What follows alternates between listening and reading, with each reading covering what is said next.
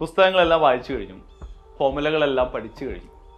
പക്ഷെ നിങ്ങൾക്ക് ഉറപ്പുണ്ടോ 180 മിനിറ്റ് നീളുന്ന ആ വലിയ പോരാട്ടത്തിന് നിങ്ങൾ ശരിക്കും തയ്യാറാണെന്ന്? കീം എന്നത് വെറുതെ നിങ്ങളുടെ അറിവ് പരിശോധിക്കുന്ന ഒരു എക്സാം മാത്രമല്ല, നിങ്ങളും സമയവും തമ്മിലുള്ള 180 മിനിറ്റ് നീളുന്ന വലിയൊരു പോരാട്ടമാണത്. പലരും വിചാരിക്കും സിലബസ് മുഴുവൻ പഠിച്ചു കഴിഞ്ഞിട്ട് എക്സാമുകൾ എഴുതിയാൽ മതിയല്ലോ എന്ന്. പക്ഷെ അതിലൊരു പ്രശ്നമുണ്ട്. നിങ്ങളൊന്ന് ആലോചിച്ച് നോക്കൂ, ഒരു ദിവസം രാവിലെ ഒരു വലിയ മല ചൂണ്ടിക്കാണിച്ചിട്ട് നിങ്ങളോട് പറയുകയാണ് ആ മലയുടെ മുകളിലേക്ക് ട്രെക്കിംഗ് നടത്തണം എന്ന് പറഞ്ഞാൽ അത് പോസിബിൾ ആയിരിക്കുമോ? ഒരിക്കലും അല്ല. പകുതി വഴി എത്തുന്നതിന് മുമ്പ് തന്നെ നിങ്ങൾ എന്ത് ചെയ്യും? തളർന്നു വീഴും.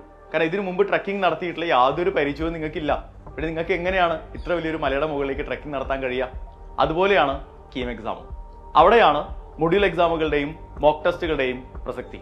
മൊഡ്യൂൾ എക്സാമുകൾ നിങ്ങളുടെ ബേസ് സ്ട്രോങ് ആക്കാൻ നിങ്ങളെ സഹായിക്കുകയും വരാൻ പോകുന്ന മിസ്റ്റേക്കുകൾ എവിടെയായിരിക്കും, എങ്ങനെയായിരിക്കും എന്നൊരു ഐഡിയ നിങ്ങൾക്ക് തരികയും ചെയ്യും. ഇനിയാണ് നമ്മുടെ ഹീറോയുടെ എൻട്രി, മോക്ക് ടെസ്റ്റ്. ഇത് വെറും ഒരു പ്രാക്ടീസ് അല്ല, നിങ്ങളൊരു ഫൈനൽ റിഹേഴ്സലാണ്. ടൈം, ഫോക്കസ്, ഫിയർ എന്നീ 3 ഫാക്ടറുകളെ 180 മിനിറ്റ് നീളുന്ന കീമു പോലൊരു പരീക്ഷയിൽ എങ്ങനെ മാനേജ് ചെയ്യണം, എങ്ങനെ ടാക്കിൾ ചെയ്യണം എന്ന് നിങ്ങൾക്ക് സ്വയം വിശകലനം ചെയ്യാനുള്ള, സ്വയം അനലൈസ് ചെയ്യാനുള്ള അവസരങ്ങളാണ് മോക്ക് ടെസ്റ്റുകൾ. അതുകൊണ്ട് തന്നെ മൊഡ്യൂൾ എക്സാമുകൾക്കും മോക്ക് എക്സാമുകൾക്കും വലിയ പ്രാധാന്യം കൊടുത്തുകൊണ്ടാണ് Xylem KEAM and game 2.0 design ചെയ്തിട്ടുള്ളത്. അപ്പൊ സിലബസ് കംപ്ലീറ്റ് ചെയ്യുക എന്നതിനൊപ്പം തന്നെ ധാരാളം എക്സാമുകൾ എഴുതി നിങ്ങളെ ഫുൾ കോൺഫിഡൻസിൽ കീമിന് പ്രിപ്പയർ ചെയ്യിപ്പിക്കുക എന്നുള്ളതാണ് നമ്മുടെ ഉദ്ദേശം. തെറ്റുകൾ പറ്റട്ടെ, ചെറിയ ചെറിയ തെറ്റുകൾ വരുത്തിയും തിരുത്തിയും അതിൽ നിന്ന് പുതിയ അറിവുകൾ കണ്ടെത്തിയും ഒക്കെയാണ് നമ്മൾ ഇന്ന് ഇവിടെ വരെ എത്തിയത്.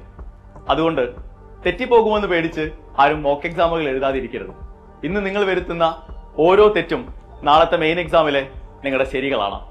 All the best.